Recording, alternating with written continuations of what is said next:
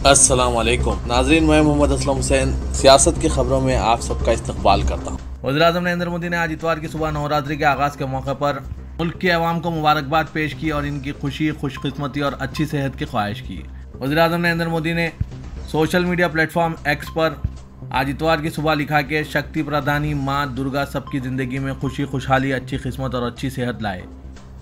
इस खबरनामे को MS education की जानिब से स्पॉन्सर किया जा रहा है। I am Sana Shireen, BSc final year student from MS Degree College, Malakpet. I have secured ICMR NIN National Entrance Level Examination All India Rank 3rd, and I am truly thankful to Allah Subhanahu wa Taala for showering His innumerable blessings upon me. MS Education Academy, preparing world-worthy individuals. जंगज़दा Israel में फंसे हिंदुस्तानी शहरियों को निकालने की अपनी कोशिशों को जारी रखते हुए आज इतवार की सुबह 2 और परवाजें ऑपरेशन अजय के तहत बिलल तरतीब 197 और 274 अफराद के साथ कौमी दारकूमत दिल्ली पहुंची। तल अवीव से तीसरी परवाज 197 मुसाफिरों के साथ आज सुबह 4 बजे के करीब दारकूमत दिल्ली के IDI हवाई अड्डे पर पहुंची। हिंदुस्तानी शहरियों का इस्तकबाल मरकजी वजीर कौशल किशोर ने किया, जिन्होंने इनके आमद पर हिंदुस्तानी कौमी परचम के साथ इनका इस्तकबाल किया। इजराइल से 274 हिंदुस्तानी शहरियों को लेकर चौथी परवाज सुबह 7 बजे के करीब दिल्ली हवाई अड्डे पर पहुंची।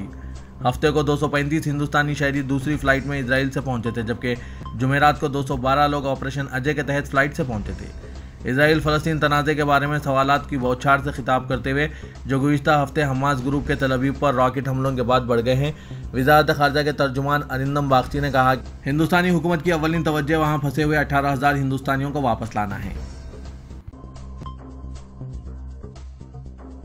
वज़ीर-ए-आज़म नरेंद्र मोदी ने आज इतवार को साबिक़ सदर डॉक्टर APJ अब्दुल कलाम को इनकी 92वीं यौम पैदाइश पर खिराज अक़ीदत पेश किया। वज़ीर-ए-आज़म नरेंद्र मोदी ने आज इतवार की सुबह कलाम की इनकी गैर मामूली साइंसी सलाहियतों की तारीफ़ की और बताया कि किस तरह वो इनके आजिज़ाना रवैये की वजह से लोगों को पसंद करते थे। वज़ीर-ए-आज़म नरेंद्र मोदी ने कहा, साबिक़ सदर डॉक्टर APJ अब्दुल कलाम को इनके यौम पैदाइश पर, जिन्हें इनके आजिज़ाना रवैये और गैर मामूली साइंसी सलाहियतों की वजह से लोग पसंद करते थे, इनको दिली खिराज अक़ीदत। कौम की तामीर में इनके बेमिसाल शराकत को हमेशा एहतराम के साथ याद रखा जाएगा। वज़ीर-ए-आज़म नरेंद्र मोदी ने आज इतवार की सुबह सोशल मीडिया प्लेटफॉर्म एक्स पर एक पोस्ट में ये बात कही। आज इतवार की सुबह कौमी दारकूमत दिल्ली में हवा का मियार 245 के एयर क्वालिटी इंडेक्स के साथ ख़राब ज़ुमरे में रिकॉर्ड किया गया है। हवा के मियार और मौसम की पेशन गोई और तहक़ीक़ के निज़ाम के मुताबिक सफ़र इंडिया आनंद विहार के करीब एयर क्वालिटी इंडेक्स इंतहाई ख़राब ज़ुमरे में 345 रिकॉर्ड किया गया। इसी तरह शहर के बरोड़ी क्रॉसिंग इलाके में एयर क्वालिटी इंडेक्स 269 रिकॉर्ड किया गया। साथ ही गाजियाबाद में भी एयर क्वालिटी इंडेक्स खराब जुमरे में रिकॉर्ड किया गया है। एसरो के सरबराह डॉक्टर S सोमनाथ ने कहा कि टेस्ट व्हीकल डेवलपमेंट फ्लाइट के लिए पहली आजमाइश परवाज हिंदुस्तानी खलाबाज प्रोजेक्ट गगनयान का हिस्सा 21 अक्टूबर को शुरू होगा। उन्होंने कहा कि D1 के बाद इसी नवियत के कम से कम 3 मजीद टेस्ट किए जाएंगे। आज इतवार की सुबह एसरो के सरबराह S सोमनाथ ने साबिक़ सदर डॉक्टर APJ अब्दुल कलाम की यौम पैदाइश के मौके पर रामेश्वरम से मैराथन को झंडी दिखाकर रवाना किया। कई हजार अफराद ने इसमें शिरकत की है। करीब 25,000 रजाकार इस साल 11 नवंबर को अयोध्या के 51 घाटों पर 24 लाख दिए जलाकर लगातार 6ठी मरतबा Guinness book of world record में अपना नाम लिखवाएंगे। अयोध्या में इस दीप उत्सव में 21 लाख मिट्टी के चिराग रोशन करने के हदफ को हासिल करने के मकसद के साथ हुकूमत अपने पहले के रिकॉर्ड को तोड़ने का इरादा रखती है। तकरीब में तकरीबन 1 लाख लीटर तेल इस्तेमाल किया जाएगा। तकरीब के मुंतजिम राम मनोहर लोहिया अवध यूनिवर्सिटी अयोध्या ने कामयाबी से 21 लाख दिए रोशन करने के हदफ को हासिल करने के लिए 24 लाख दिए लगाने का फैसला किया है। अवध यूनिवर्सिटी के एक एहलकार ने कहा कि बड़ी तादाद में दिए जल्द ही बुझ जाएंगे। एहतियाती तदाबीर के तौर पर हम 24 लाख दिए रोशन करेंगे, ताकि अगर 2 से 3 लाख दिए बुझ भी जाएं तो 21 लाख दिए Guinness book of world record में कायम करने के लिए फैलाएंगे। आगरा में 17 अक्टूबर से 10 नवंबर तक एक नए त्यौहार ताज कार्निवल का मुशाहिदा करेंगे। इस जश्न की मरकजी तवज्जो एक शानदार गर्म हवा के गुब्बारे की सवारी होगी।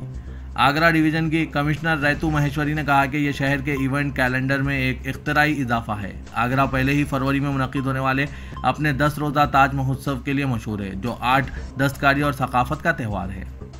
अब 17 अक्टूबर से 10 नवंबर तक एक नए त्यौहार ताज कार्निवल का मुशाहिदा करेंगे। उत्तर प्रदेश के बरेली में मुकीम आलिम दीन मौलाना शहाबुद्दीन रिजवी, जो ऑल इंडिया मुस्लिम जमात के सदर हैं, जो आला हजरत की दरगाह से मुंसलिक तंजीम से हैं, उन्होंने हर एक पर जोर दिया है कि वो गाजा में फ़लस्तीनियों के लिए दुआ करें, क्योंकि हमास के साथ जंग के दौरान इसराइल की तरफ से इन पर मुसलसिल बमबारी की जा रही है। रिजवी ने मजीद कहा कि इस्लाम की सकाफत और तालीमात अमन पर मबनी है और ये सिखाती है कि इंसान होने के नाते एक दूसरे का एहतराम कैसे किया जाए। किसी के हाथों तशद्दुद और शहरियों के कत्ल की कोई जगह नहीं है। उन्होंने कहा कि ख़वातीन, बच्चों और बूढ़ों के साथ किसी भी किस्म के नारवा सलूक की इस्लाम में सख्ती से ममानियत और मजम्मत की गई है। आलिम दीन ने लोगों को पुरसुकून और अमन बरकरार रखने का मशवरा दिया और अक़वाम मुत्तहिदा, हिंदुस्तानी हुकूमत और आलमी खिलाड़ियों से भी अपील की वो जंग को रोकने के लिए फ़ाल और फौरी तौर पर मुदाखलत करें। रिजवी ने मजीद कहा, हिंदुस्तान और फ़लस्तीन के लोगों के दरमियान ताल्लुकात हमेशा से बहुत गहरे, करीबी और एहतराम पर मबनी है। दर हकीकत ये एक मारूफ हकीकत है कि आनजानी सदर यासिर अरफात और महात्मा गांधी के पैरोकार थे।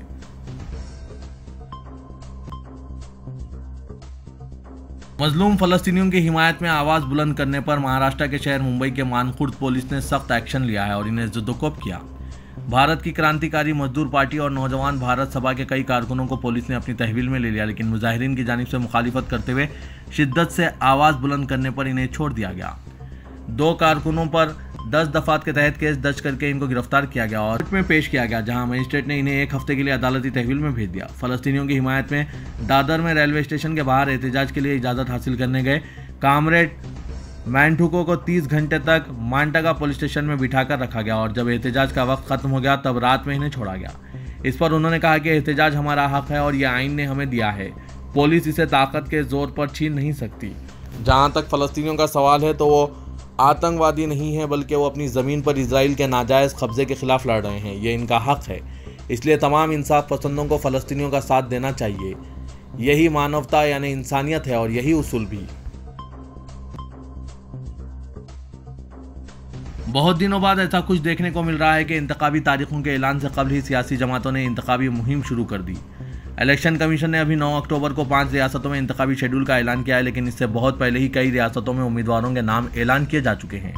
इस मामले में तेलंगाना की BRS ने दूसरी जमातों पर बाजी मार ली है। इसने 1.5 माह कबल 21 अगस्त को ही रियासत के 119 में से 115 उम्मीदवारों के नामों का ऐलान कर दिया है। दूसरे नंबर पर BJP है, जिसकी जानिब से मध्य प्रदेश, छत्तीसगढ़ और राजस्थान के कई इंतखाबी हलकों के लिए उम्मीदवारों के नाम जाहिर किए जा चुके हैं, लेकिन इसी के साथ BJP में बगावतों का सिलसिला भी शुरू हो गया है। तारीखों के ऐलान से कबल इंतखाबी मुहिम के आगाज़ के अलावा भी इस बार के इंतखाबात में कई नई बातें देखने को मिल रही है।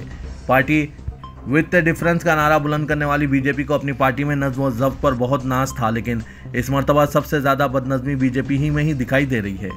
मध्य प्रदेश और राजस्थान में कुछ फ़र्क के साथ 2014 और 2019 के लोकसभा इंतखाबात से कबल जैसा समा नज़र आ रहा है। वो फ़र्क यह है कि उस वक्त कांग्रेस के लीडरान BJP की तरफ जा रहे थे और अब BJP से निकलकर लोग कांग्रेस में पनाह ले रहे हैं। हवा का रुख बदल रहा है, ये साफ दिखाई दे रहा है। फ़लस्तीनी अवाम पर इसराइल के मज़ालिम के खिलाफ all India peace solidarity organisation के ज़रिए एहतमाम जंतर मंतर पर एहतजाजी मुजाहरा किया गया। एहतजाज में इंसानी हुकूक़ के कारकुनान, तलबा, असातिज़ा, वकला और आम लोगों ने बड़ी तादाद में शिरकत की। AIPS और दिल्ली स्टेट कमेटी के general secretary advocate Subhash Chandran के आन ने एहतजाज में शामिल तमाम अफराद के सामने फ़लस्तीन के हालात का जिक्र करते हुए मजलूम अवाम के साथ यकजहती का इजहार किया। AIPSO के national secretary general Arun Kumar ने इसराइल और फ़लस्तीन की तारीख पर अपनी बात रखी और फ़लस्तीनी अवाम के मसाइब पर तफसीली गुफ्तगू की।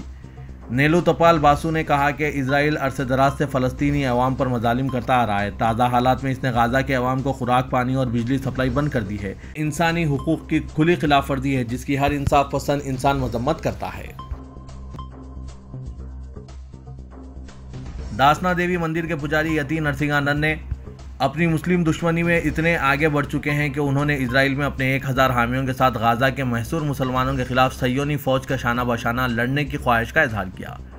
वाज़ रहे कि एक तरफ फ़लस्तीन के महसूर मुसलमानों से इजहार एकजहती में किए जाने वाले मुजाहरों में शामिल होने वालों के खिलाफ FIR दर्ज किए जाने की खबरें सामने आ रही है और पुलिस ने गुज़श्ता रोज़ भी कई तंजीमों के मुजाहिरीन को जंतर मंतर से हिरासत में लिया, जबकि दूसरी तरफ यती नरसिंहानंद ने इसराइल जाकर जंग लड़ने का इश्तियाल अंगेज़ बयान दिया।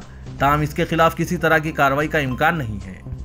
यती नरसिंहानंद ने गुज़श्ता रोज़ ऐलान किया कि वो अपने 1000 हामियों के साथ इसराइल में आबाद होना चाहते हैं। यती ने दावा किया कि इसके लिए इसने इजरायली वज़ीर-ए-आज़म बेंजामिन नेतन्याहू से दरख्वास्त की है कि वो इस जंग में बिला मुआवजा इन्हें शामिल किया जाए। माइक्रो ब्लॉगिंग वेबसाइट एक्स पर मौजूद एक वीडियो में देखा गया है कि यती कह रहे हैं कि वो अपने 1000 हामियों के साथ इजराइल जाना चाहते हैं और वो इस जंग में किसी मुआवजे के बगैर शामिल होंगे। वीडियो में इसे नई दिल्ली में इजराइल के सिफारतखाने में दरख्वास्त जमा कराने के अपने मंसूबे का इंकशाफ करते हुए भी देखा गया है। हालांकि इसी वीडियो के नीचे दर्ज तबसरों में लोग यती को सख्त तनकीद का निशाना भी बना रहे हैं और कह रहे हैं कि यती और इसके साथियों को एक तरफ का टिकट देकर फौरी तौर पर इजराइल भेजना चाहिए। तेलंगाना कांग्रेस पार्टी ने आज इतवार को इंतखाबी रियासत के लिए 55 उम्मीदवारों की पहली फहरिस्त जारी की है, जिसमें रियासती कांग्रेस सदर रेवंत रेड्डी कोडंगल सीट से मैदान में उतरेंगे। पार्टी की स्क्रीनिंग कमेटी के चेयरमैन के मुरलीधरन ने पहले कहा था कि 119 में से 58 उम्मीदवारों की पहली फहरिस्त आज इतवार को जारी की जाएगी। तेलंगाना के लिए कांग्रेस के उम्मीदवारों की फहरिस्त में जमींदार बासर रेड्डी बरादरी का गलबा है, जो रियासत में कारोबार और सियासत पर छाए हुए हैं, जिस पर रियासती पार्टी सदर रेवंत रेड्डी की मुहर है, जो 2017 में पार्टी में शामिल हुए थे। तेलंगाना में रेड्डियों की कुल 4 करोड़ आबादी का तकरीबन 6% हिस्सा है और ज़्यादा तादाद में सीटें देने का फैसला दिहाइयों के रुझान का हिस्सा है, जिनके इंतखाबी सालों में कांग्रेस को इक़्तिदार को मजबूत बनाने में मदद की है और इन्हें बड़ी अक्सरियत सौंपी है। अगस्त के आखिर में जारी करदा फहरिस्त में वेलमा बरादरी से ताल्लुक़ रखने वाले चीफ मिनिस्टर के चंद्रशेखर राव के ज़ेरे इंतज़ाम भारत राष्ट्र समिति ने भी रेड्डीज़ की ताकत को तस्लीम किया और इन्हें 40 टिकट दिए हैं। रेड्डीज़ के बाद पार्टी रहनुमाओं ने हिंदुस्तान टाइम्स न्यूज़ को बताया कि दीगर पसमानदा ज़ातें तकरीबन 20 टिकट हासिल करने वाला दूसरा सबसे बड़ा ग्रुप होगा। पुराने शहर में अक़लियतों के लिए तकरीबन 10 सीटें मुख्तस की गई है, जिनमें ख़वातीन को तकरीबन 7 से 8 टिकट मिलने का इम्कान है। यही तादाद हुक्मरान BRS ने भी बताई है। तेलंगाना में BRS के वर्किंग सदर व रियासती वजीर KT रामाराव ने कल कांग्रेस से मुस्तफ़ी सीनियर कायद पोन्नाला लक्ष्मैया की क़यामगाह पहुंचकर इनसे मुलाकात की और इन्हें BRS में शामिल होने की दावत दी, जिस पर उन्होंने मुस्बित रद्दअमल का इजहार किया।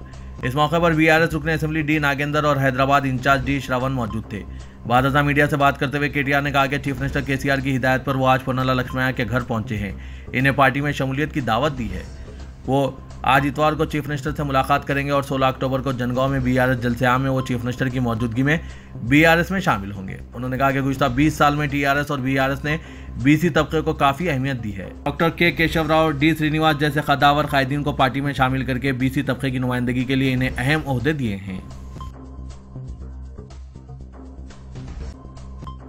तेलंगाना में इंतखाबी शेड्यूल की इजराई के बाद सियासी सरगर्मियां तेज हो गई है। अहम सियासी जमातें इंतखाबी मुहिम चलाने की हिकमत अमली तैयार कर रही है। रियासत में तूफानी दौरे करने, सैकड़ों इंतखाबी जलसे मुनक्किद करने की हिकमत अमली तैयार करने में मसरूफ़ हैं, जिसके पेश नज़र हेलीकॉप्टर्स और चार्टर्ड तैयारों की मांग में इजाफा हो गया है। कौमी जमातों के कायदीन और स्टार कैंपेनर्स दूसरी रियासतों से इंतखाबी मुहिम चलाने पहुंच रहे हैं। सियासी जमातें इनके लिए हेलीकॉप्टर, चार्टर्ड तैयारे किराए पर हासिल कर रही है।